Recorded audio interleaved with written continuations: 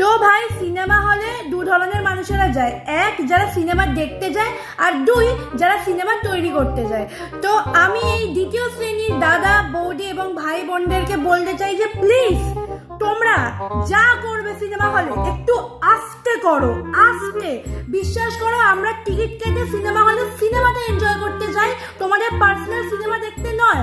আর cinema হলে সিনেমার কথার থেকে তোমাদের কথা, কবে বিয়ে করবে, কবে বাচ্চা হবে, কবে কোন অ্যাঙ্গেলে কোথায় করবে, হানিমুনে কোথায় যাবে, এই কথাগুলো বেশি কানে আসে ভাই। না, আমি মানছি তোমাদের টাকা পয়সা নেই, তোমাদের ওই সামর্থ্য নেই যে তোমরা হোটেলে বা ওতে যাবে, তাই তোমরা সিনেমা হলটাকে বেছে নিয়েছো। কিন্তু এটা তো একটা পাবলিক প্লেস, এখানে লোকেরা সিনেমাটা দেখতে আসে, অনেক লোক। তো তোমরা যা করবে একটু প্লিজ বিনা শব্দে করাতে প্র্যাকটিস করো, হ্যাঁ? আর তোমরা যতক্ষণ সিনেমাটা চলবে প্লিজ একটু চোখে চোখে কথা বলা প্র্যাকটিস করো, কারণ তোমরা মুখে কথা বললে না আমাদের ভীষণ অসুবিধা হয়।